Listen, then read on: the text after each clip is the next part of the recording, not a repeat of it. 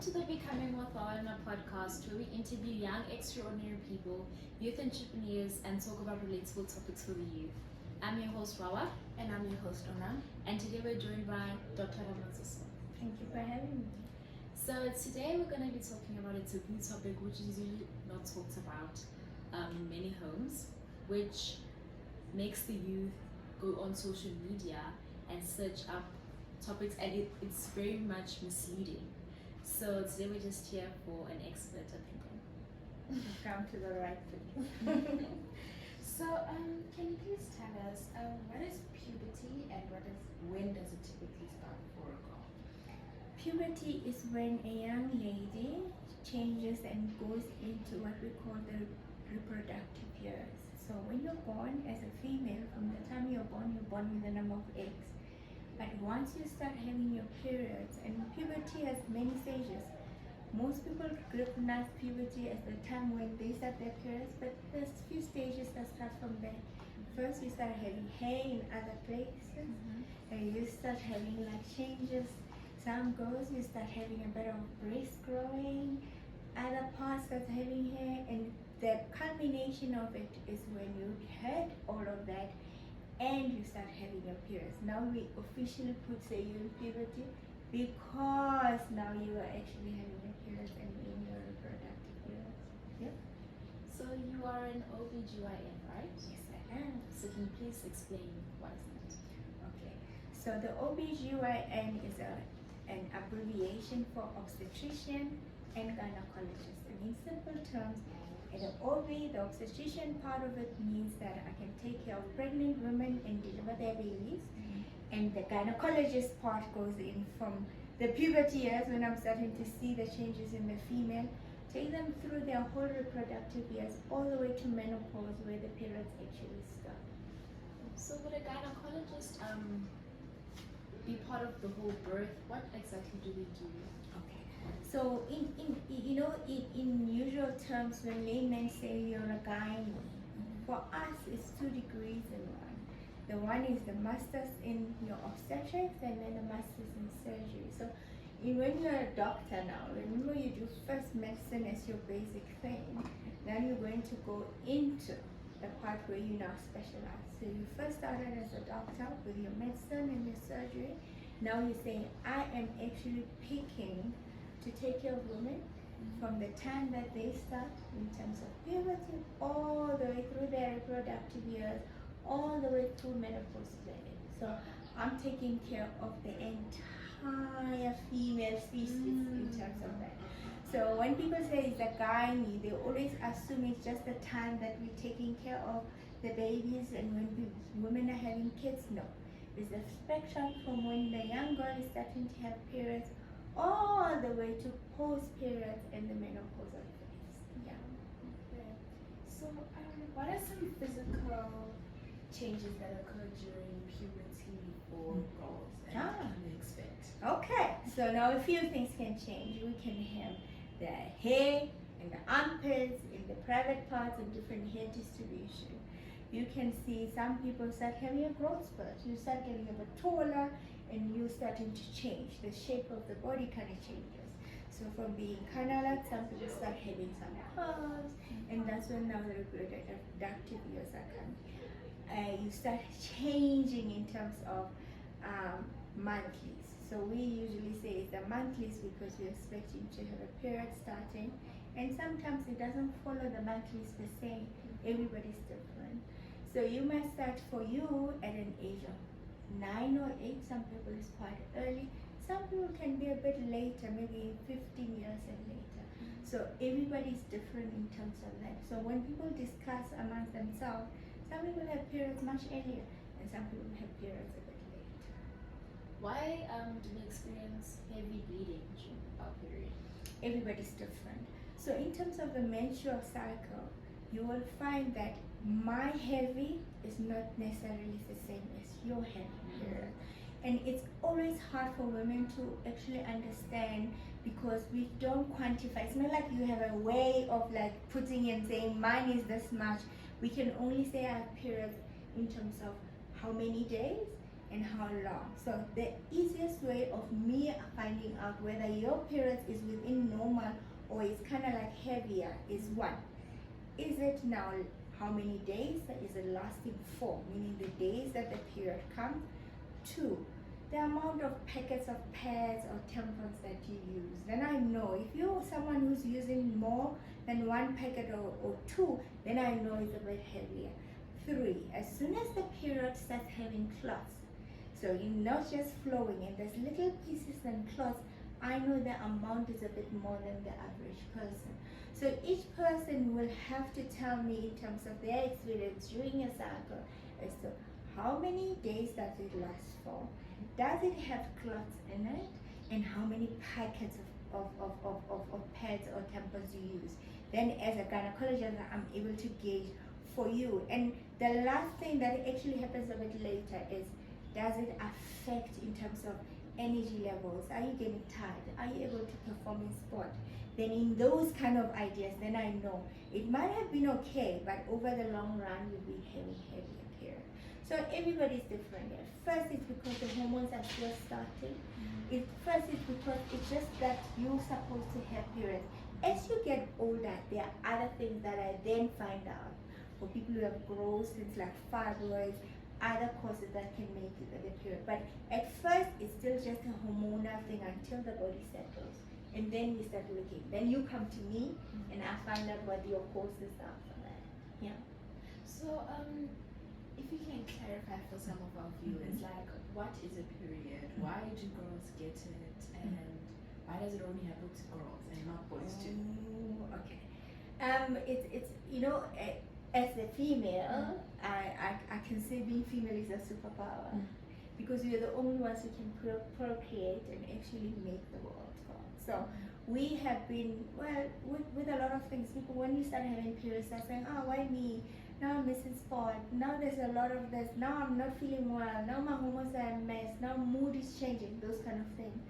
The thing is, when you're born and you've been declared as female, and what you guys don't know is all eggs before they fart are actually all female. They only change later.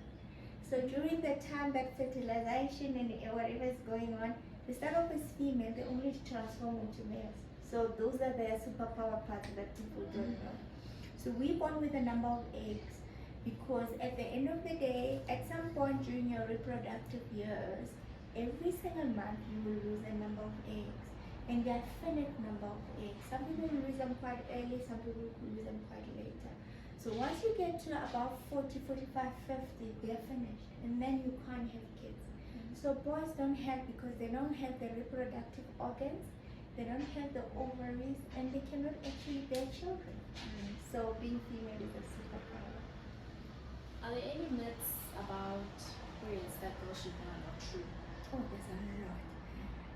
I always have a lot of issues with the taboos that come with periods, as if that is a bad thing. So there's a lot of myths. You know, there's certain churches you can't go when you're having a period.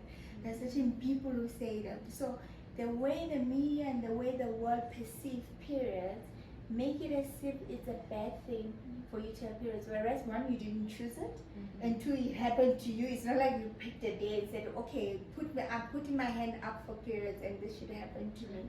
There's a lot of myths about having periods, meaning that maybe you're sexually active. Sometimes people assume that now that you have periods, that means you're sexually active.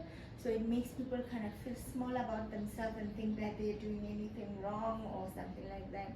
There's a lot of things. You know how in the adverts they would put an advert for tampons and they put blue, as if you bleeding blue stuff there, because we're sort of trying to downplay. And we're sort of looking at periods as if it's the fact that we have to buy pads when something happens to you naturally is an issue. We have a lot of myths and a lot of also misconception due to information. So that if you don't have the right information at the right time, you might also not know that what's happening to you, one, is normal, and two, there's nothing to be ashamed of. So they bring a lot of shame in having periods, most people. And we need to get out of that system. We didn't pick to be like this. We run the show, so we need to be comfortable with what happens to the body. Normal body changes. What is the earliest age a girl can start a period? Some people start as early as 8 or 9. As soon as it goes a bit earlier, then there are reasons, and we look at this precocious puberty where it's happening a bit sooner than it should. And we as gynecologists also come in, maybe with a pediatrician because they're still young, just to explain what's happening. So remember, all of this is hormonal balance or imbalance, and the whole point of it kicking in as a system is important. So the usual time and the usual people will fit into the majority. But there's also extreme. Well, what if my periods are not regular? What if they don't follow the monthlies per se? What is the reason they don't follow the monthlies? Not even that, or why am I a bit heavier or a bit more painful? Each person is individualized, so that it's important for you to actually say what's normal. And once you know what's normal, you're able to tell, actually mine doesn't fall into this space. And what can I do to actually be able to control that? As soon as your quality of life is changing because of your periods, ask somebody, as an adult, as a doctor, as someone who knows, to say, actually because of my periods, my life has changed because I have to stop school, I have to skip this, I can't do sport. It's important because those are the things that now involve me, and we try to quantify and fix that. So, how often should girls be getting their periods, and what is considered normal and what is considered not normal? Okay. So the average person will have their periods between 3 days all the way, some people to about 7 days. Then we're talking averages. Some people go into the upper limit of the average, some people go into the lower limit of the average. And because we call them monthlies, it's usually once a month somehow.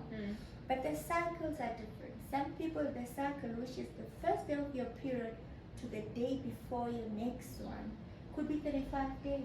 Some people could fall into the monthly. And some people would explain it as, mine moves back. Then I know the cycle's shorter. So we say on average, it's supposed to be about a 28 to 30 day cycle, all the way to 35 days. And you find that in a year, you should have 11 or 12 cycles. Some people don't have it so often, especially when you start. It starts and stops, and that's when we say, if it has not regulated and followed that kind of a system, we're trying to figure out why, and hormones come into the fore, and we try to see whether you're mature enough for things to follow the right rules. Yeah. What can girls do to manage the period pains and the bloating so that it doesn't affect them, Good. That's a very important question because most girls assume that it's normal. Most girls assume that this is what it is and we should be. There's a lot of ways. Simple things like drinking a lot of water in anticipation of you being dehydrated around that time. Simple things like eating well and healthy. Know that to wash out things in the system, to just kind of balance things. Exercise helps, being active helps, eating well helps, drinking a lot of water helps. But when it gets to the level where it doesn't fit in within the normal, then now we need to ask somebody older. We need to ask an adult, we need to ask mom, we need to ask someone who is qualified enough to say, hey, this heaviness is a bit much, or this is affecting your quality of life first. Then I come in. That's where I come in. Then I'm going to tell you all the different steps of medication. What kind of medication would be suitable for your age? What kind of medication would be the first step to the very last step? We have things, our devices, we have tablets, we have oral contraception that actually calms down the period, fits into a 28-day cycle, and we have age-appropriate contraception. It's not the olden days where you all got one pill. We have evolved. There are things that are age-appropriate and that not give you any side effects or as bad side effects as people would tell you about. So, how can parents support their daughters to help them during when they're starting their period or It's quite a hard thing to just assume that we all, but it is a family thing. We expect once we know you started the monthlies and stuff, we need to have a chat. There needs to be a chat about one, hygiene. Hygiene is very important. Because once the periods start, also we start armpits. We start having smelly armpits because hormones are up and down, that kind of thing. How long do you keep the pad for? Because we don't want to start having odors that are not okay. How often do you change your pad based on how full it is, that kind of thing? You can't just sit it out throughout. How do you make sure that you are washing often and cleansing up and freshening up? So those are talks that should be something that are open, so that we don't sit there and say something is off and no one is saying something about it. So important hygiene. 2, mood swings. Some people leading to the period, it throws you off. You become a bit emotional, you become a bit aggro. So once we have had the talk in the family, it's not an odd thing. We're like, oh, it must be that around that time. That kind of. So it's better to tolerate and better to be open. And I'm not feeling well, and everybody in the family is aware of it. So it's always a good thing to, 1, have the talk.